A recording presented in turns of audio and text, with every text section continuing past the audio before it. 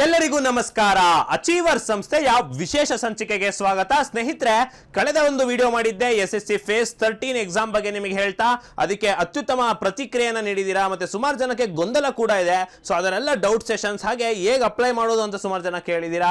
ಯಾವ ಬುಕ್ಸ್ ಓದಬೇಕು ಅಂತ ಕೇಳಿದ್ದೀರಾ. ಪ್ರತಿಯೊಂದಕ್ಕೂ ಕೂಡ ನಾನು ಉತ್ತರ ಕೊಡ್ತೇನೆ.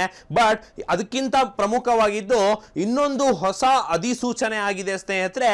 ಯಾವುದು ಅಂತ ಹೇಳಿದ್ರೆ SSC ಕಂಬೈನ್ಡ್ ಗ್ರಾಜ್ಯುಯೇಟ್ ಲೆವೆಲ್ 2025. ಸ್ನೇಹಿತರೆ, SSC ಅಲ್ಲಿ ಅಂದ್ರೆ ಸಿಬ್ಬಂದಿ ನೇಮಕಾತಿ ಆಯೋಗ ಏನಿದೆ ಅದರಲ್ಲಿ ಸ್ಟಾಫ್ ಸೆಲೆಕ್ಷನ್ ಕಮಿಷನ್ ಅಂತ ಕರಿತೀವಿ. ಸೊ ಅದರಲ್ಲಿ ಗ್ರೂಪ್ ಬಿ ಹಂತದ ಅಧಿಕಾರಿ ವರ್ಗದ ಪೋಸ್ಟಿಂಗ್ ಗಳಿಗೆ ಅಂದ್ರೆ ನಿಮಗೆ ಅಡ್ಮಿನಿಸ್ಟ್ರೇಷನ್, ನಿಮಗೆ ಆ ಪವರಿಗಾಗಿ ಒಂದು ಎಕ್ಸಾಮ್ ಅನ್ನ ಕಾಲ್ ಮಾಡಿದ್ದಾರೆ. ಸೊ ಅದು ಯಾವ ಎಕ್ಸಾಮ್? ಡಿಗ್ರಿಯಲ್ಲಿ ಇರೋನ್ ಕೂಡ ಅಪ್ಲೈ ಮಾಡಬಹುದು. ಅದು ಯಾವ ರೀತಿ? ಫೈನಲ್ ಇಯರ್ ಡಿಗ್ರಿಯಲ್ಲಿ ಇರುವಂತವರು, ಹಾಗೆ ಈಗ ಜಸ್ಟ್ ಪಾಸ್ ಔಟ್ ಆಗಿರುವಂತವರು, ಹಾಗೆ ಎಲ್ಲರೂ ಕೂಡ ಅಪ್ಲೈ ಮಾಡಬಹುದು.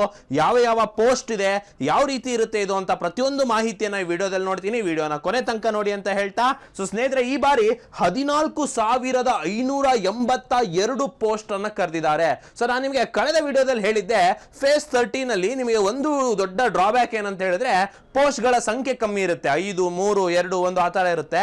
ಬಟ್ ಇದೆಷ್ಟು ಹೇಳಿ 14,000 ಪೋಸ್ಟ್ ಗಳಿದೆ. ಸೊ ಕಂಪ್ಯಾರಿಟಿವ್ಲಿ ಕಡಿಮೆನೆ. ಯಾಕಂದ್ರೆ ಕಳೆದ ಸಾಲದು ನೀವು ಡೇಟಾವನ್ನ ನೋಡಿದ್ರೆ 17,727 ವೇಕೆನ್ಸೀಸ್ ಇತ್ತು. ಹತ್ತತ್ರ 36,73,000 ಅರ್ಜಿಗಳು ಬಿದ್ದಿದ್ವು. ಬಟ್ ಈ ಬಾರಿ ಕೂಡ ಅಷ್ಟೇ ಕಾಂಪಿಟೇಷನ್ ಇರುತ್ತೆ. ಸೊ ಹಾಗಾದ್ರೆ ಏನಪ್ಪಾ ಅದು ಮಾಹಿತಿ ಅಂತ ನೋಡೋದಾದ್ರೆ ನೀವು ನೋಡ್ಬೋದು, ಅಪ್ಲಿಕೇಶನ್ಸ್ ಶುರು ಆಗಿರೋದು 9 ಜೂನ್ ಇಂದ ಸ್ಟಾರ್ಟ್ ಆಗುತ್ತೆ. 4 ಜುಲೈ ತನಕ ನಿಮಗೆ ಅಪ್ಲಿಕೇಶನ್ಸ್ ಅನ್ನ ತುಂಬಲಿಕ್ಕೆ ಅವಕಾಶ ಇರುತ್ತೆ. ಇನ್ನು ಇದಕ್ಕೆ ಫೀಸ್ ನಾನು ಅವಾಗಲೇ ಹೇಳ್ದಂಗೆ ಮಹಿಳೆಯರು ಮತ್ತು SC ST PWD ವಿದ್ಯಾರ್ಥಿಗಳಿಗೆ ಉಚಿತ ಇರುತ್ತೆ. ಇನ್ನು ಜನರಲ್ ಮತ್ತು OBC EWS ಕೆಟಗರಿ ಅವರಿಗೆ 100 ರೂಪಾಯಿಗಳ ಶುಲ್ಕ ಇರುತ್ತೆ. ಅದನ್ನ ಕಟ್ಟಲಿಕ್ಕೆ ಕೊನೆಯ ದಿನಾಂಕ ಬಂದು 5 ಜುಲೈ ಆಗಿರುತ್ತೆ. ಇನ್ನು ಕರೆಕ್ಷನ್ ವಿಂಡೋ ಕೂಡ, ಸರ್ ಏನೋ ಮಿಸ್ಟೇಕ್ ಆಗಿ ಅಪ್ಲೈ ಮಾಡ್ಬಿಟ್ಟಿದ್ದೀನಿ ಸರ್, ಕರೆಕ್ಷನ್ ಕೊಡ್ಲಿಕ್ಕೆ ಕೊಡ್ತಾರಾ? ಹೌದು, ಕೊಡ್ತಾರೆ. 9 ಜುಲೈಯಿಂದ 11 ಜುಲೈ ತನಕ ನಿಮಗೆ ಅಪ್ಲಿಕೇಶನ್ಸ್ ಅನ್ನ ಕರೆಕ್ಷನ್ ಮಾಡ್ಲಿಕ್ಕೆ ಕೂಡ ಅವಕಾಶ ಇರುತ್ತೆ. ಎಕ್ಸಾಮ್ ಡೇಟ್ ಅನ್ನ ಕೂಡ ಅರ್ಜಿಯಲ್ಲಿ ಕೊಟ್ಬಿಟ್ಟಿದ್ದಾರೆ ನೋಡಿ. 13 ಆಗಸ್ಟ್ ಇಂದ 30 ಆಗಸ್ಟ್ ತನಕ ಹಲವಾರು ಶಿಫ್ಟ್ ಗಳಲ್ಲಿ ಈ ಎಕ್ಸಾಮ್ ಅನ್ನ ಮಾಡ್ತಾರೆ. ಸೊ ಆಗಸ್ಟ್ 13 ಅಂತ ಹೇಳಿದ್ರೆ ನಿಮಗೆ ಅರೌಂಡ್ 45-50 ಡೇಸ್ ಸಿಗುತ್ತೆ. ಸೊ ನಮ್ಮ ಯೂಟ್ಯೂಬ್ ಚಾನಲ್ ನಲ್ಲೇ 60 ದಿನಗಳಲ್ಲಿ ಯಾವ ರೀತಿ SSC CGL ಗೆ ಓದಬೇಕು ಅಂತ ನಾನು ಒಂದು ವಿಡಿಯೋ ಮಾಡಿದ್ದೀನಿ. ಸೊ ಅದನ್ನು ಕೂಡ ಒಮ್ಮೆ ನೋಡಿ ಅಂತ ಹೇಳ್ತಾ, ಈ ಒಂದು ಎಕ್ಸಾಮ್ಗೆ ನೀವು ಅತ್ಯುತ್ತಮವಾಗಿ ತಯಾರಿಯನ್ನ ಮಾಡಬೇಕಾಗತ್ತೆ. ಇನ್ನು ಇದು 2 ಹಂತದ ಪರೀಕ್ಷೆ ಆಗಿರುತ್ತೆ. ನಿಮಗೆ ಮೊದಲೇ ಹೇಳಿದಾಗೆ ಮೊದಲನೇ ಹಂತ 13 ಆಗಸ್ಟ್ ಇಂದ 30 ಆಗಸ್ಟ್ ಇದ್ರೆ, ಎರಡನೇ ಹಂತದ ಎಕ್ಸಾಮ್ ಟೈರ್ 2 ಅಂತ ಏನ್ ಕರಿತೀವಿ, ಇದು ಡಿಸೆಂಬರ್ ನಲ್ಲಿ ಇರುತ್ತೆ. ಇನ್ನು ಇದಕ್ಕೆ ಸಂಬಂಧಪಟ್ಟಂತೆ ಯಾವುದೇ ಗೊಂದಲ ಇದ್ರೂ ನೀವು ಒಂದು ಟೋಲ್ ಫ್ರೀ ನಂಬರ್ಗೆ ಕರೆ ಮಾಡಬಹುದು. ಸ್ಕ್ರೀನ್ ಮೇಲೆ ಕಾಣ್ತಾ ಇದೆ ಆ ನಂಬರ್. ಸೊ ಇದೆಲ್ಲ ನಿಮಗೆ ಗೊತ್ತಾಯ್ತು ಅಂತ ಅನ್ಕೊಂತೀನಿ. ಸೊ ಯಾರು 4 ಜುಲೈ ಒಳಗಡೆ ಇದನ್ನ ಅಪ್ಲೈ ಮಾಡಿ ಅಂತ ಹೇಳ್ತಾ, ಸ್ನೇಹಿತರೆ, ಅತ್ಯುತ್ತಮ ಪೋಸ್ಟ್ ನಿಮಗೆ ಈ ತರದೊಂದು, ಈಗ ನೋಡಿ, ಗ್ರೂಪ್ UPSC ಎಕ್ಸಾಮ್ ಬರೆದ್ರೆ ಗ್ರೂಪ್ A B ಪೋಸ್ಟ್ ಗಳಿಗೆ ಹೋಗ್ಬೋದು. ಬಟ್ ನೇರವಾಗಿ ಗ್ರೂಪ್ B ಹಂತದ ಪೋಸ್ಟ್ ಗಳಿಗೆ ಹೋಗ್ಲಿಕ್ಕೆ ಏಜ್ ಲಿಮಿಟ್ ಅನ್ನ ಕೂಡ ಕೊಟ್ಟಿದ್ದಾರೆ. ಸೊ ನೀವು ನೋಡ್ಬೋದು, ಲೆವೆಲ್ 7 ಪೇ ಸ್ಕೇಲ್ ಇರುವಂತಹ, ಅಂದ್ರೆ ಆರಂಭಿಕವಾಗಿ 44,900 ರೂಗಳಿಂದ 1,42,400 ರೂಗಳ ತನಕ ಇರುವಂತಹ ಲೆವೆಲ್ 7 ಪೇ ಸ್ಕೇಲ್ ಇರುವಂತಹ ಕೇಂದ್ರ ಸರ್ಕಾರದ ಗ್ರೂಪ್ B ಹಂತದ ವಿವಿಧ ಹುದ್ದೆಗಳಿಗಾಗಿ ಎಕ್ಸಾಮ್ ನಡೆಯುವಂಥದ್ದು. ಯಾವ್ದ್ಯಾವ್ದಿದೆ ಸರ್ ಪೋಸ್ಟ್ ಅಂತ ನಾನು ನಿಮಗೆ ಹೇಳ್ತಾ ಹೋಗ್ತೀನಿ ನೋಡಿ. Assistant section officer central secretariat service, assistant section officer intelligence bureau, assistant section officer ministry of railways, assistant section officer ministry of external affairs, ಹಾಗೇನೆ air force headquarters, ministry of electronics and information technology, ಬೇರೆ ಬೇರೆ ಸಚಿವಾಲಯಗಳು, CBDT ಅಂದ್ರೆ central board of direct taxes. Okay ಸ್ನೇಹಿತರೆ, CBDT ಅಂದ್ರೆ central board of direct taxes, CBIC ಅಂದ್ರೆ central board of indirect taxes and customs ಅಂತ ಹೇಳ್ಬಿಟ್ಟು ಇವೆಲ್ಲ ಇಲಾಖೆಗಳಲ್ಲಿ ಸೆಕ್ಷನ್ ಆಫೀಸರ್, ಇನ್ಸ್ಪೆಕ್ಟರ್ ಆ ಪೋಸ್ಟ್ ಗಳಿಗೆ ನೀವು ಹೋಗ್ಬೋದು CGL ಎಕ್ಸಾಮ್ ಮುಖಾಂತರ.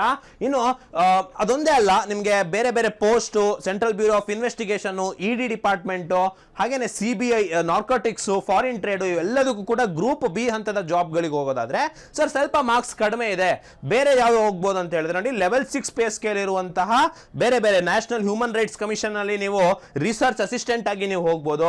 ನ್ಯಾಷನಲ್ ಇನ್ವೆಸ್ಟಿಗೇಷನ್ ಏಜೆನ್ಸಿ NIA ಅಂತ ಏನ್ ಕರಿತೀವಲ್ವಾ, ಅದರಲ್ಲಿ ಸಬ್ ಇನ್ಸ್ಪೆಕ್ಟರ್ ಆಗಿ, narcotics control bureau ministry of home affairs ಅಡಿಯಲ್ಲಿ ಸಬ್ ಇನ್ಸ್ಪೆಕ್ಟರ್ ಆಗಿ ಅಥವಾ ಜೂನಿಯರ್ ಇಂಟೆಲಿಜೆನ್ಸ್ ಆಫೀಸರ್ ಆಗಿ ನೀವು ಹೋಗ್ಬೋದು. ಹಾಗೇನೆ ಜೂನಿಯರ್ ಸ್ಟಾಟಿಸ್ಟಿಕಲ್ ಆಫೀಸರ್ ಆಗಿ JSO ಅಂತ ಹೇಳ್ಬಿಟ್ಟು ಸೊ ಅದಕ್ಕೆ ಹೋಗ್ಬೋದು. ಮಿನಿಸ್ಟ್ರಿ ಆಫ್ ಹೋಮ್ ಅಫೇರ್ಸ್ ಅಡಿಯಲ್ಲಿ ಕೂಡ ಗ್ರೇಡ್ 2 ಆಫೀಸರ್ ಆಗಿ ಹೋಗ್ಬೋದು. ಇನ್ನು ಲೆವೆಲ್ 5 ಪೇ ಸ್ಕೇಲ್ ಇರೋದು ಕೂಡ ಇದೆ. ಆಡಿಟರ್ ಇದೆ, ಅಕೌಂಟೆಂಟ್ ಇದೆ, ಜೂನಿಯರ್ ಅಕೌಂಟೆಂಟ್ ಇದೆ. ಸೊ ಇವೆಲ್ಲ ಕೂಡ ಗ್ರೂಪ್ ಸಿ ಅಂತದ ಹುದ್ದೆಗಳಾಗಿರುತ್ತೆ. ಇನ್ನು ಲೆವೆಲ್ 4 ಪೇ ಸ್ಕೇಲ್ ಇರೋದಕ್ಕೂ ಕೂಡ ನೀವು ಹೋಗ್ಬೋದು. Postal assistant, senior secretariat, upper division clerk, ಇದೆಲ್ಲ ಗ್ರೂಪ್ ಸಿ. ವಿವಿಧ tax assistant, sub inspector, CB narcotics, central bureau of narcotics. So ಇವೆಲ್ಲದಕ್ಕೂ ಕೂಡ ನೀವು ಹೋಗ್ಬೋದು. ಒಟ್ಟಾರೆ ಒಂದು 37 ವಿವಿಧ ಹುದ್ದೆಗಳು, 14,582 ಚಿಲ್ಡ್ರೆ ವೇಕೆನ್ಸೀಸ್ ಇದಾವೆ. ಸೊ ಇವೆಲ್ಲವೂ ಕೂಡ ನೀವು ಹೋಗ್ಬೋದು. ಸರ್ ಇದೆಲ್ಲದಕ್ಕೂ ಒಂದೇ ಎಜುಕೇಶನ್ ಕ್ವಾಲಿಫಿಕೇಶನ್ ಅಂದ್ರೆ ಇಲ್ಲ, ಕೆಲವೊಂದಕ್ಕೆ ಆಡಿಟರ್, ಅಕೌಂಟೆಂಟ್, ಟ್ಯಾಕ್ಸ್ ಅಸಿಸ್ಟೆಂಟ್ ಈ ತರದಕ್ಕೆ ಕೆಲವೊಂದು ಬೇಕಾಗುತ್ತೆ. ನೋಡಿ, ಕೆಲವೊಂದು ಜೂನಿಯರ್ ಸ್ಟಾಟಿಸ್ಟಿಕಲ್ ಆಫೀಸರ್ ಹುದ್ದೆಗೆ ನೀವು ಡಿಗ್ರಿ ಓದಿರಬೇಕು, ಮತ್ತೆ 60% ಮಾರ್ಕ್ಸ್ ಇರಬೇಕು ಮ್ಯಾಥಮ್ಯಾಟಿಕ್ಸ್ ನಲ್ಲಿ 12th ಸ್ಟ್ಯಾಂಡರ್ಡ್ ನಲ್ಲಿ, ಅಥವಾ ಡಿಗ್ರಿಯಲ್ಲಿ ಎನಿ ಸಬ್ಜೆಕ್ಟ್ ಸ್ಟಾಟಿಸ್ಟಿಕ್ಸ್ ಅನ್ನ ಓದಿರಬೇಕು. ಇನ್ನು ಸ್ಟಾಟಿಸ್ಟಿಕಲ್ ಇನ್ವೆಸ್ಟಿಗೇಟರ್ ಗ್ರೇಡ್ 2 ಅಂತ ಏನಿದೆ ಅಲ್ಲ, ಅದಕ್ಕೆ ಪರ್ಟಿಕ್ಯುಲರ್ ಆಗಿ ನೀವು ಸ್ಟಾಟಿಸ್ಟಿಕ್ಸ್ ನ ಆಸ್ ಅ ಸಬ್ಜೆಕ್ಟ್ ಓದಿರಬೇಕು. ಇವೆರಡು ಸುಮಾರು ಜನಕ್ಕೆ ಬರ್ದೇ ಇರ್ಬೋದು, ಬಟ್ ಎಲ್ರಿಗೂ ಬರೋದು ಯಾವುದು ಅಂದ್ರೆ ಇದು 3ನೇದು ಕೊಟ್ಟಿಯಾರ ನೋಡಿ. ಇವೆರಡು ಪೋಸ್ಟ್ಗಳ ಬಿಟ್ಟು ಉಳಿದ ಎಲ್ಲ ಪೋಸ್ಟ್ಗಳಿಗೆ bachelors degree in any recognised university ಅಂತ ಅಂದ್ರೆ ಯಾವುದೇ ವಿಶ್ವವಿದ್ಯಾಲಯದಲ್ಲಿ ಒಂದು ಬ್ಯಾಚುಲರ್ಸ್ ಡಿಗ್ರಿಯನ್ನ ನೀವು ಹೊಂದಿತ್ತು ಅಂತ ಹೇಳಿದ್ರೆ ನೀವು ಇದಕ್ಕೆ ಅರ್ಹರು ಅಂತ ಹೇಳ್ಬಿಟ್ಟು. ಸೊ ಫೈನಲ್ ಇಯರ್ ಡಿಗ್ರಿ ಅವ್ರು ಕೂಡ ಆಗಿರ್ಬೋದು. ಇಲ್ಲಿ ನೋಡಿ ಕೆಳಗೆ 2 ಲೈನ್ ಕೊಟ್ಟಿದ್ದೀನಿ. ಸೊ ಈ ವರ್ಷ ಎಕ್ಸಾಮ್ ಪಾಸ್ ಆಗಿದೆ ಸರ್, ಇನ್ನು ಮಾರ್ಕ್ಸ್ ಕಾರ್ಡೇ ಬಂದಿಲ್ಲ ಸರ್, ಸೊ ನಾವು ಅಪ್ಲೈ ಮಾಡ್ಬೋದಾ? ಮಾಡ್ಬೋದು. ಆದರೆ 1 ಆಗಸ್ಟ್ 2025 ಒಳಗೆ ನಿಮ್ಮ ಒಂದು ಡಿಗ್ರಿ ಕಂಪ್ಲೀಷನ್ ಆಗಿರಬೇಕು, ಯಾವುದೇ ಸಬ್ಜೆಕ್ಟ್ ಬ್ಯಾಕ್ ಇರಬಾರ್ದು, ಎಲ್ಲ ಪಾಸ್ ಆಗಿರಬೇಕು ಅಂತ ಹೇಳ್ಬಿಟ್ಟು. ಸೊ 1 ಆಗಸ್ಟ್ ಅಲ್ಲಿ ನಿಮ್ದು ರಿಸಲ್ಟ್ಸ್ ಬಂದಿರುತ್ತೆ. ಸೊ ಹಾಗಾಗಿ ನೀವು ಇದಕ್ಕೂ ಕೂಡ ಅಪ್ಲೈ ಮಾಡ್ಬೋದು ಅಂತ ನಾನು ಹೇಳ್ತಾ, ಸೊ ಇದು ಎಕ್ಸಾಮ್ ಪ್ಯಾಟ್ರನ್ ಹೇಗಿರುತ್ತೆ ಅಂತ. ಟೈರ್ 1 ಪ್ಯಾಟ್ರನ್ ನೋಡಿ, junior intelligence and reasoning, general awareness, quantitative aptitude, English comprehension ಎಲ್ಲವೂ ಕೂಡ 25 ಪ್ರಶ್ನೆ. ಒಂದು ಪ್ರಶ್ನೆಗೆ 2 ಅಂಕಗಳು, 50 ಮಾರ್ಕ್ಗಳಿಗಿರುತ್ತೆ. ಹಾಗೆ 1 ಗಂಟೆ ಅಲಾಟೆಡ್ ಟೈಮ್ ಇರುತ್ತೆ. ನೆಗೆಟಿವ್ ಮಾರ್ಕಿಂಗ್ ಕೂಡ ಇರುತ್ತೆ. ಸೊ ಇದು ನೋಡಿ 4 ಸಬ್ಜೆಕ್ಟ್ ಕಾಮನ್ ಆಗಿ ಇದೇ ಸಬ್ಜೆಕ್ಟ್ಸ್ ಇರುತ್ತೆ. ಸೊ ನೀವು ಇದನ್ನು ಓದಿದ್ರೆ ಬ್ಯಾಂಕಿಂಗಿಗೆ, SSCಗೆ, ರೈಲ್ವೇಸಿಗೆ, ಹಾಗೆ ಆಲ್ಮೋಸ್ಟ್ ಎಲ್ಲಾದು ಸೆಂಟ್ರಲ್ ಗೌರ್ಮೆಂಟ್ ಎಕ್ಸಾಮ್ಸ್ಗೆ ಇದೇ ಪರ್ಟಿಕ್ಯುಲರ್ ಸಿಲೆಬಸ್ ಇರುತ್ತೆ. ಇದಷ್ಟೇ ಅಲ್ಲದೆ ಟೈರ್ 2 ಹಂತದಲ್ಲಿ ನೋಡಿ, ಟೈರ್ 2 ಹಂತದಲ್ಲಿ ನಿಮಗೆ ಸೇಮ್ ಸಬ್ಜೆಕ್ಟ್ಸ್ ನೋಡಿ, ಮ್ಯಾಥಮೆಟಿಕಲ್ ಅಬಿಲಿಟೀಸ್ ಇದೆ, ರೀಸನಿಂಗ್ ಇದೆ, ಬಟ್ 30 ಕ್ವಶನ್, ಒಂದಕ್ಕೆ 3 marks. So 60 question. Reasoning 30 question, ಒಂದಕ್ಕೆ 3 ಮಾರ್ಕ್ಸ್, 60 ಕ್ವಶನ್. ನೋಡಿ, ಸೆಕ್ಷನ್ 1 ನಲ್ಲಿ ನಿಮಗೆ 180 ಅಂಕಗಳಿಗಿರುತ್ತೆ. ಸೆಕ್ಷನ್ 2 ಅಲ್ಲಿ ಇಂಗ್ಲಿಷ್ ಮತ್ತು GK ಇರುತ್ತೆ. ಇಲ್ಲಿ ಕೂಡ 45 ಮತ್ತು 25 ಪ್ರಶ್ನೆ, 45 ಪ್ರಶ್ನೆ ಮತ್ತು 25 ಪ್ರಶ್ನೆ, ಒಟ್ಟಾರೆ 70 ಪ್ರಶ್ನೆ, 210 ಅಂಕಗಳು. ಅಂದ್ರೆ 180 ಮತ್ತೆ 210 ಅಂಕಗಳಿಗೆ ನೀವು 2 ಸೆಕ್ಷನ್ ಅಲ್ಲಿ ಬರೀತೀರಾ. 3ನೇ ಸೆಕ್ಷನ್ ಕಂಪ್ಯೂಟರ್ ಇರುತ್ತೆ, 60 ಮಾರ್ಕಿಗೆ, 20 ಪ್ರಶ್ನೆ 60 ಮಾರ್ಕಿಗೆ. ಸೊ 180 ಪ್ಲಸ್ 210 ಪ್ಲಸ್ 60 ಈ ತರ 3 ಸೆಕ್ಷನ್ ನಲ್ಲಿ ನೀವು ಬರೀತೀರಾ. ಅದಕ್ಕೆ ಸ್ಪೆಸಿಫೈಡ್ ಟೈಮ್ ಕೂಡ ಇರುತ್ತೆ. ಇದು ಟೈರ್ 2 ಅಂದ್ರೆ ಮೇನ್ಸ್ ಹಂತದಲ್ಲಿ. ಸೊ ನೀವು ತಯಾರು ಮಾಡ್ತಾನೆ ಮೇನ್ಸ್ ನ ತಲೆಯಲ್ಲಿ ಇಟ್ಕೊಂಡೇ ಮಾಡ್ಬೇಕಾಗತ್ತೆ. ಯಾಕಂದ್ರೆ ನೀವು ಡೆಡಿಕೇಶನ್ ಆಗಿ ಮಾಡಿ ಓದಿದ್ರೆ, ಆಗಸ್ಟ್ 13 ಒಳಗಡೆ ನೀವು ಸಿಲೆಬಸ್ ಅನ್ನ ಒಂದ್ಸತಿ ಓದಿ ಪ್ರಾಕ್ಟೀಸ್ ಅನ್ನ ಮಾಡಿದ್ರೆ ಪ್ರಿಲಿಮಿನರಿಯನ್ನ ನೀವು ಪಾಸ್ ಮಾಡಬಹುದು ಅಂತ ಹೇಳ್ತಾ, ಸ್ನೇಹಿತರೆ ಇಲ್ಲಿ ನೀವು ಇನ್ನೊಂದು ಗಮನಿಸಬೇಕು. ABCD ಅಂತಿದೆ. ಎ ಅಂದ್ರೆ ರೀಸನಿಂಗ್, ಬಿ ಅಂದ್ರೆ GK, ಸಿ ಅಂದ್ರೆ ಕ್ವಾಂಟ್ಸ್, ಡಿ ಅಂದ್ರೆ ಇಂಗ್ಲಿಷ್. ಇದು ನೆನಪಲ್ಲಿರಲಿ. ಸೊ ಮುಂದೆ ಹೇಳ್ತೀನಿ ಏನಂತ ಹೇಳಿದ್ರೆ, ಮತ್ತೆ ಇನ್ನೊಂದು ಸ್ಟಾಟಿಸ್ಟಿಕಲ್ ಆಫೀಸರ್ ಅವರಿಗೆ ಸ್ಟಾಟಿಸ್ಟಿಕ್ಸ್ ಕೂಡ ಒಂದು ಪೇಪರ್ ಇರುತ್ತೆ. ಮತ್ತೆ ಡೇಟಾ ಎಂಟ್ರಿ ಪೋಸ್ಟ್ ಗಳಿಗೆ ಡಾಟಾ ಎಂಟ್ರಿ ಸ್ಪೀಡ್ ಟೆಸ್ಟ್ ಕೂಡ ಇರುತ್ತೆ, ಅದನ್ನು ನೀವು ಗಮನಿಸಬೇಕು. ಮತ್ತೆ ನೋಡಿ, ನಿಮಗೆ ಸಿಲೆಬಸ್ ಅನ್ನ ನಿಮ್ಮ ನೋಟಿಫಿಕೇಶನ್ ಅಲ್ಲಿ ಡೀಟೇಲ್ಡ್ ಆಗಿ ಟೆಂಟೇಟಿವ್ ಸಿಲೆಬಸ್ ಅಂತ, ಇಂಡಿಕೇಟಿವ್ ಸಿಲೆಬಸ್ ಅಂತ ಕೊಟ್ಟಿರ್ತಾನೆ. ನೀವು ನೋಡಬಹುದು ರೀಸನಿಂಗ್ ಗೆ ಏನೇನಪ್ಪ ಇದೆ ಅಂತಂದ್ರೆ ವರ್ಬಲ್ ರೀಸನಿಂಗ್ ಇದೆ, ನಾನ್ ವರ್ಬಲ್ ರೀಸನಿಂಗ್ ಇದೆ. ಹಾಗೇನೆ ನೋಡಿ, ನಿಮ್ಮ ಪ್ರಾಬ್ಲಮ್ ಸಾಲ್ವಿಂಗ್ ಅನಾಲಿಸಿಸ್ ಅನ್ನು ಅವನು ಗಮನಿಸ್ತಾನೆ. ಸೊ ನಂಬರ್ ಸೀರೀಸ್ ನ ಕೇಳ್ತಾನೆ, ರಿಲೇಶನ್ಶಿಪ್ ಕಾನ್ಸೆಪ್ಟ್ಸ್ ಅನ್ನ ಕೇಳ್ತಾನೆ, ಅನಾಲಜಿಯನ್ನ ಕೇಳ್ತಾನೆ.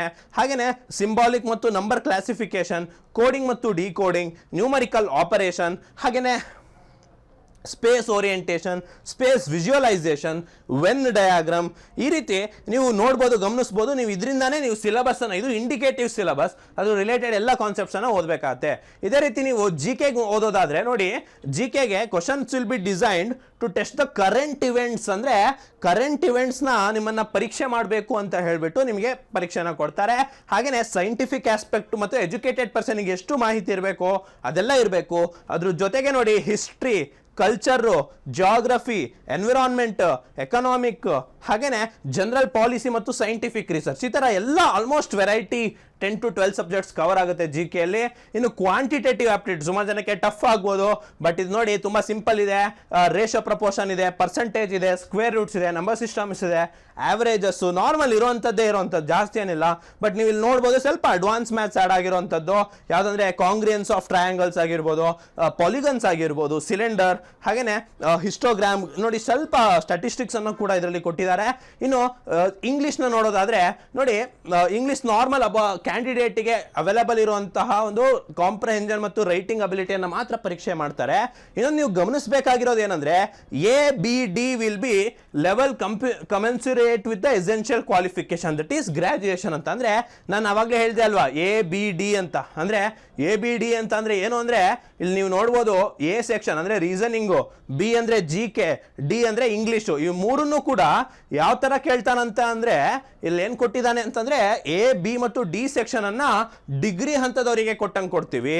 ಬಟ್ ಪಾರ್ಟ್ ಸಿ ಅಲ್ಲಿ ಇರುವಂತಹ ಕ್ವಶನ್ ಅನ್ನ 10th ಸ್ಟ್ಯಾಂಡರ್ಡ್ ಲೆವೆಲ್ ಅಲ್ಲಿ ಕೊಡ್ತೀವಿ ಅಂತ ನೋಟಿಫಿಕೇಶನ್ ಅಲ್ಲೇ ಕೊಟ್ಟೇನಂದ್ರೆ ಅರ್ಥ ಏನು, ಕ್ವಾಂಟ್ಸ್ ಅನ್ನ SSLC ಮಟ್ಟದ ವಿದ್ಯಾರ್ಥಿ ಮಾಡೋ ತರದ ಕ್ವಶನ್ ಅನ್ನ ಕೊಡ್ತಾನೆ ಅಂತ. ಸೊ ನೀವು ಇಲ್ಲೇನ್ ಗಮನಿಸಬೇಕು ಅಂತಂದ್ರೆ ನೀವು ಇಂಗ್ಲಿಷು, GK, ರೀಸನಿಂಗ್ ಅನ್ನ ಸ್ವಲ್ಪ ಏನು ಹಾರ್ಡ್ ಲೆವೆಲ್ ಅನ್ನ ಪ್ರಾಕ್ಟೀಸ್ ಮಾಡಬೇಕು. ಕ್ವಾಂಟ್ಸ್ ಅನ್ನ ಒಬ್ಬ SSLC ಮಟ್ಟದ ವಿದ್ಯಾರ್ಥಿ ಮಾಡೋ ತರದ್ದು ಕೇಳ್ತಾನೆ ಅಂತ. ಸೊ ಹಾಗಾಗಿ ಸರ್ ನಮಗೆ ಬರೋದಿಲ್ಲ ಸರ್, ಕ್ವಾಂಟ್ಸು ಕಷ್ಟ ಆಗ್ತದೆ ಸರ್ ಅಂತಂದ್ರೆ, ಸೊ ಹಾಗಾಗಿ ನಾನು ಹೇಳೋದು, ಸೊ ನೀವು ನೋಡ್ಬೋದು ಇದರಲ್ಲೇ ಕೊಟ್ಬಿಟ್ಟಿದ್ದೆ, ನಾವು ಅಷ್ಟು ಟಫ್ ಕೇಳೋದಿಲ್ಲ ಅಂತ ಹೇಳ್ಬಿಟ್ಟು. ಸೊ ಹಾಗಾಗಿ ನೀವು ಪ್ರೀವಿಯಸ್ ಇಯರ್ CGL ಕ್ವಶನ್ಸ್ ನೋಡಿದಾಗಲ್ಲ ನಿಮ್ಗೆ ಹಂಗೆ ಅನ್ಸುತ್ತೆ, ಇಷ್ಟು ಈಸಿ ಇತ್ತಲ್ವಾ ಅನ್ಸುತ್ತೆ. ಸೊ ಯಾಕೆ ಅಂತ ಹೇಳಿದ್ರೆ ಆ ನೋಟಿಫಿಕೇಶನ್ ಅಲ್ಲಿ ಅದನ್ನ ಕೊಟ್ಟಿರ್ತಾನೆ. ಇನ್ನೊಂದು ಸರ್, ಕೆಲವೊಂದು ಇನ್ಸ್ಪೆಕ್ಟರ್ ಪೋಸ್ಟ್ ಅಂತ ಹೇಳಿದ್ರಿ, ಅದರಲ್ಲೂ central bureau of investigation, central bureau of narcotics, ಇದಕ್ಕೆಲ್ಲ ಸರ್ ಇನ್ಸ್ಪೆಕ್ಟರ್ ಪೋಸ್ಟ್ ಇದ್ರೆ ಫಿಸಿಕಲ್ ಎಕ್ಸಾಮ್ ಇರೋದಿಲ್ವಾ ಅಂದ್ರೆ ಇರುತ್ತೆ. ನಾನು ಹೇಳ್ದೆ ಅಲ್ವಾ ಸ್ನೇಹಿತರೆ, ಇದರಲ್ಲಿ 37 ವಿವಿಧ ಹುದ್ದೆಗಳಿದಾವೆ. ಒಂದೊಂದು ಹುದ್ದೆಗಳಿಗೆ ನಿಮಗೆ ಟೈಪಿಂಗ್ ಟೆಸ್ಟ್ ಅನ್ನು ಕೊಡಬೇಕಾಗುತ್ತೆ, ಒಂದೊಂದು ಹುದ್ದೆಗೆ ನೀವು ಫಿಸಿಕಲ್ ಟೆಸ್ಟ್ ಅನ್ನು ಕೂಡ ಕೊಡಬೇಕಾಗುತ್ತೆ. ಸೊ ಯಾವ್ಯಾವ ಪೋಸ್ಟ್ಗೆ ಅಂತ ನಾನು ಇಲ್ಲಿ ತೋರಿಸ್ಬಿಟ್ಟಿದ್ದೀನಿ ನೋಡಿ. ಇನ್ಸ್ಪೆಕ್ಟರ್ ಸೆಂಟ್ರಲ್ ಎಕ್ಸೈಸ್ ಅಂದ್ರೆ ಅಬಕಾರಿ ಇಲಾಖೆ ಕೇಂದ್ರ ಸರ್ಕಾರದ್ದು, ಆ ಇನ್ಸ್ಪೆಕ್ಟರ್ ಪೋಸ್ಟಿಗೆ, central bureau of indirect taxes and customs ಇದೆಯಲ್ಲ ಅದರ ಎಕ್ಸಾಮಿನರ್ ಪೋಸ್ಟಿಗೆ, ಹಾಗೆ ಪ್ರಿವೆಂಟಿವ್ ಆಫೀಸರ್ ಪೋಸ್ಟಿಗೆ, ನಾರ್ಕೋಟಿಕ್ಸ್ ನ ಇನ್ಸ್ಪೆಕ್ಟರ್ ಪೋಸ್ಟಿಗೆ, ಹಾಗೇನೆ ಸಬ್ ಇನ್ಸ್ಪೆಕ್ಟರ್ ಪೋಸ್ಟ್ಗಳು ಯಾವ್ದಾವ್ದು ಇದಾವೆ ಅವೆಲ್ಲವಕ್ಕೂ ಕೂಡ ಏನ್ ಬೇಕಾಗುತ್ತೆ, ಫಿಸಿಕಲ್ ಸ್ಟ್ಯಾಂಡರ್ಡ್ಸ್ ಬೇಕಾಗಿರುತ್ತೆ. ಫಿಸಿಕಲ್ ಯಾವ ತರ ಇರುತ್ತೆ ಅಂತ ಹೇಳಿದ್ರೆ, ಮತ್ತೆ ಇನ್ನೊಂದು ಅದಕ್ಕಿಂತ ಮುಂಚೆ ನೀವು ಒಂದೇನ್ ಗಮನಿಸಬೇಕು ಅಂದ್ರೆ, ಇದಕ್ಕೆ ಸರ್ ಕಟ್ ಆಫ್ ಎಷ್ಟು ನಿಲ್ಲುತ್ತೆ ಅಂತ ಕೇಳೋದಾದ್ರೆ, ಕಟ್ ಆಫ್ ಅನ್ನೋದಕ್ಕಿಂತ ಕ್ವಾಲಿಫೈಯಿಂಗ್ ಮಾರ್ಕ್ಸ್ ಅಂತ ನೀವು ನೋಡಬೇಕು. ಜನರಲ್ ಅವರಿಗೆ 30% ಕ್ವಾಲಿಫೈಯಿಂಗ್ ಇರುತ್ತೆ. ಅಂದ್ರೆ 200 ಅಂಕಕ್ಕೆ 30% ಅಂತ ಅಂದ್ರೆ 60 ಅಂಕಗಳು ನೀವು ಮಿನಿಮಮ್ ತೆಗಿಬೇಕು. ತೆಗೆದ್ರೆ 60 ಮೇಲೆ ಎಷ್ಟೇ ಮಾರ್ಕ್ಸ್ ತೆಗೆದ್ರು ನೀವು ಕ್ವಾಲಿಫೈಡ್ ಇರ್ತೀರಾ ಅಂತ ಹೇಳ್ಬಿಟ್ಟು. ಸೊ ಇನ್ನು EWS ಕೆಟಗರಿಗೆ ಮತ್ತು OBCಗೆ 25%, ಬೇರೆ ಎಲ್ಲ ಕೆಟಗರಿಗೆ 20%, ಅಷ್ಟು ಮಾರ್ಕ್ಸ್ ತೆಗೆದ್ರೆ ನೀವು ಕ್ವಾಲಿಫೈಡ್ ಎಕ್ಸಾಮ್ನಲ್ಲಿ. ಆದರೆ ಸೆಲೆಕ್ಟೆಡ್ ಅದು ನಿಮಗೆ ಕಟ್ ಆಫ್ ಮೇಲೆ ಡಿಪೆಂಡ್ ಆಗುತ್ತೆ. ಕಟ್ ಆಫ್ ಜನರಲ್ಲಿ 120ರಿಂದ 150, 160 ತನಕನೂ ಏರುತ್ತೆ. ಪೇಪರ್ ಟಫ್ನೆಸ್ ಸುಮಾರು ಫ್ಯಾಕ್ಟರ್ಸ್ ಡಿಪೆಂಡ್ ಆಗುತ್ತೆ. ಎಷ್ಟು ಜನ ಅಟೆಂಡ್ ಮಾಡಿದ್ದಾರೆ, ಎಷ್ಟು ಜನ ಅಪಿಯರ್ ಮಾಡಿದ್ದಾರೆ, ಪೇಪರ್ ಟಫ್ನೆಸ್ ಹೇಗಿತ್ತು, ಯಾವ್ಯಾವ ಶಿಫ್ಟಲ್ಲಿ ಯಾವ್ಯಾವ ಥರ ಬಂದಿತ್ತು, ಅವೆಲ್ಲವನ್ನು ಮಾಡಿ ಒಂದು ಫಾರ್ಮುಲಾ ಮಾಡಿ ಕಟ್ ಆಫ್ ಅನ್ನು ಇಡಲಾಗಿರುತ್ತೆ. ಬಟ್ ಕ್ವಾಲಿಫೈಯಿಂಗಿಗೆ ಮಿನಿಮಮ್ ಇಷ್ಟು ನೀವು ತೆಗಿಬೇಕಾಗುತ್ತೆ. ಸೊ ಇನ್ನು ಫಿಸಿಕಲ್ ಸ್ಟ್ಯಾಂಡರ್ಡ್ ಬಗ್ಗೆ ಹೇಳ್ತಾ ಇದ್ದೆ. ಹೈಟ್ 157.5 ಸೆಂಟಿಮೀಟರ್ ಇರಬೇಕಾಗತ್ತೆ. ಮತ್ತೆ ವಾಕಿಂಗ್ 1600 ಮೀಟ್ರು 15 ನಿಮಿಷ, ತುಂಬಾ ಈಸಿ ಇರುತ್ತೆ. ನಮ್ಮಲ್ಲಿ ಏನು PCPSI ಓಡ್ತಿರೋದಕ್ಕಿಂತ ಕಂಪೇರ್ ಮಾಡಿದ್ರೆ ತುಂಬಾ ಸುಲಭ ಇರುತ್ತೆ. ಸೈಕ್ಲಿಂಗ್ ಕೂಡ ಇರುತ್ತೆ ನೋಡಿ, 8 ಕಿಲೋಮೀಟರ್ ಸೈಕ್ಲಿಂಗ್ ಅನ್ನ 30 ನಿಮಿಷದಲ್ಲಿ ಮಾಡಬೇಕಾಗುತ್ತೆ. ಆಯ್ತಾ. ಸೊ ಇದೊಂದು ಸಬ್ ಇನ್ಸ್ಪೆಕ್ಟರ್ ಆಫ್ ನಾರ್ಕೋಟಿಕ್ಸ್ಗೆ ಸೈಕ್ಲಿಂಗ್ ಇರೋದಿಲ್ಲಂತೆ. ಸೊ ಇದನ್ನು ನೀವು ಗಮನಿಸಬಹುದು.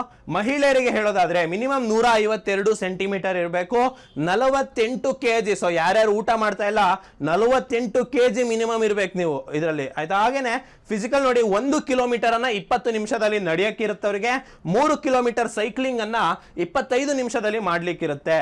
ಮತ್ತೆ ಈ ರೀತಿ ಇರುತ್ತೆ. ಮತ್ತೆ ಬೇರೆ ಬೇರೆ ತರ ಫಿಸಿಕಲ್ ಟೆಸ್ಟ್ ಕೂಡ ಅವ್ರಿಗಿರುತ್ತೆ. ನೀವು ಗಮನಿಸಬಹುದು. ಇದರಲ್ಲದೆ ನೀವು ಸ್ಪೆಸಿಫಿಕ್ ಪೋಸ್ಟಿಂಗ್ ನೋಡ್ತಾ ಇದ್ದೀರಾ ಅಂದ್ರೆ 114 ಪುಟಗಳ ಏನು ನೋಟಿಫಿಕೇಶನ್ ಇದೆ ಅದರಲ್ಲಿ ಡೀಟೇಲ್ಡ್ ಆಗಿ ಕೊಟ್ಬಿಟ್ಟಿದ್ದಾನೆ. ಸೊ ನಿಮಗೆ ಯಾವ್ದು ಪರ್ಟಿಕ್ಯುಲರ್ ಪೋಸ್ಟ್ ಬೇಕಿತ್ತು ಅಂತ ಹೇಳಿದ್ರೆ ನೀವು ಅದರಲ್ಲಿ ಗಮನಿಸಬಹುದು. ಸ್ನೇಹಿತರೆ, ತಯಾರಿ ಸಲಹೆಗಳು ನಿಮಗೆ ಹೇಳೋದಾದ್ರೆ ಸ್ನೇಹಿತರೆ, ನೀವು ಇದನ್ನ ಪ್ರತಿಯೊಂದು ಟಾಪಿಕ್ ಕೂಡ ನೀವು ಕರೆಂಟ್ ಆಗಿ ಏನು ರೆಫರ್ ಮಾಡಬೇಕಾಗುತ್ತೆ.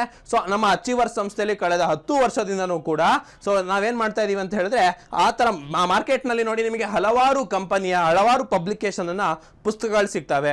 ನೀವು ಅದೊಂದೇ ಓದಿದ್ರೆ ಪಾಸ್ ಆಗ್ತೀರಿ ಅನ್ನೋ ಗ್ಯಾರಂಟಿ ಇರೋದಿಲ್ಲ. ಹಾಗೇನೆ ಯೂಟ್ಯೂಬ್ ಅಥವಾ ನೀವು ಯಾವುದೋ ಆನ್ಲೈನ್ ಮಾದರಿಯಲ್ಲಿ ನೀವು ಕಲಿತೀರಾ ಅಂತ ಅಂದ್ರೂ ಕೂಡ ನಿಮಗೆ ಹೆಚ್ಚು ಪ್ರಾಕ್ಟೀಸ್ ಸಿಗೋದಿಲ್ಲ. ಸೊ ನಮ್ಮಲ್ಲಿ ಈವ್ನಿಂಗ್ ಬ್ಯಾಚ್ ಅವೈಲೇಬಲ್ ಇದೆ, ರೆಗ್ಯುಲರ್ ಬ್ಯಾಚ್ ಅವೈಲೇಬಲ್ ಇದೆ. ಸೊ ಆನ್ಲೈನ್ ಕ್ಲಾಸೇ ಕೇಳ್ತೀನಿ ಅಂತ ಹೇಳಿದ್ರೆ ಅದಕ್ಕೆ ಕೂಡ ಪೇಡ್ ಕ್ಲಾಸಸ್ ನಿಮಗೆ ಅವೈಲೇಬಲ್ ಸಿಗುತ್ತೆ. ಸೊ ನಿಮಗೆ ನಾವೇನ್ ಮಾಡ್ತೀವಿ ಅಂತ ಹೇಳಿದ್ರೆ ಮಾರುಕಟ್ಟೆಯಲ್ಲಿರುವ ಎಲ್ಲ ಪುಸ್ತಕಗಳಿಂದ ರಿಸೋರ್ಸ್ ಅನ್ನ ಮಾಡಿ ನಮ್ಮದೇ ಆದಂತಹ ಒಂದು 10 ವರ್ಷದಿಂದ ಮಾಡಿರುವಂತಹ ಒಂದು ರಿಸೋರ್ಸ್ ಬುಕ್ ಅನ್ನ ನಿಮಗೆ ಕೊಡ್ತೀವಿ, ವರ್ಕ್ ಬುಕ್ ಅನ್ನ ಕೊಡ್ತೀವಿ, ಹೆಚ್ಚು ಪ್ರಾಕ್ಟೀಸ್ ಅನ್ನ ಮಾಡಿಸ್ತೇವೆ. ಸೊ ಈ ರೀತಿ ನೀವು ತಯಾರು ಮಾಡಿದ್ರೆ ಕರೆಂಟ್ ಅಫೇರ್ಸ್, GK, SSC ಗೆ ಬರುವಂತಹ ಅಡ್ವಾನ್ಸ್ ಮ್ಯಾಥಮೆಟಿಕ್ಸ್ ಪ್ರತಿಯೊಂದನ್ನು ಕೂಡ ಕವರೇಜ್ ಇರುತ್ತೆ. ಸೊ ಹೆಚ್ಚಿನ ಮಾಹಿತಿಗೆ ಸ್ಕ್ರೀನ್ ಮೇಲೆ ಕಾಣ್ತಿರುವಂತಹ ನಂಬರ್ಗೆ ನೀವು ಸಂಪರ್ಕಿಸಬಹುದು ಅಥವಾ ರಾಘವೇಂದ್ರ ಮಠದ ರಸ್ತೆ, ತಿಲಕ್ ನಗರ್ ಮೊದಲನೇ ಕ್ರಾಸ್ ನಲ್ಲಿ ಸತತ 10 ವರ್ಷದಿಂದ ಉತ್ತಮ ಫಲಿತಾಂಶ ದಾಖಲಿಸಿಕೊಂಡು ಬರ್ತಿರುವಂತಹ ಅಚೀವರ್ಸ್ ಸಂಸ್ಥೆಗೆ ನೀವು ಭೇಟಿ ನೀಡಬಹುದು ಅಂತ ಹೇಳ್ತಾ, ಸೊ ಮುಂದಿನ ವಿಡಿಯೋಗಳಲ್ಲಿ ನಾನು ನಿಮಗೆ ಅದು ಮೈ SSC ಅಪ್ಲಿಕೇಶನ್ ಅನ್ನು ನೀವು ಡೌನ್ಲೋಡ್ ಮಾಡಿದ್ರೆ ಮೊಬೈಲ್ ನಲ್ಲೇ ಅಪ್ಲೈ ಮಾಡುವಂತ ಅವಕಾಶ ಇರುತ್ತೆ. ಸೊ ಅದನ್ನು ಯಾವ ತರ ಮಾಡೋದು, ಹಾಗೇನೆ ಯಾವ ರೀತಿ ಓದ್ಬೇಕು ಸರ್, ಮನೇಲೆ ಕೂತ್ ಓದೋದಾದ್ರೆ ಯಾವ ತರ ಓದ್ಬೇಕು ಸರ್ ಅನ್ನೋದನ್ನು ಕೂಡ ಹೆಚ್ಚು ಮಾಹಿತಿಯನ್ನು ಮುಂದಿನ ವಿಡಿಯೋಗಳಲ್ಲಿ ಕೊಡ್ತಾ ಹೋಗ್ತೀನಿ. ಸೊ ಇದೇ ರೀತಿ ನಮ್ಮನ್ನ ಫಾಲೋ ಮಾಡ್ತಾ ಇರಿ. ಧನ್ಯವಾದಗಳು.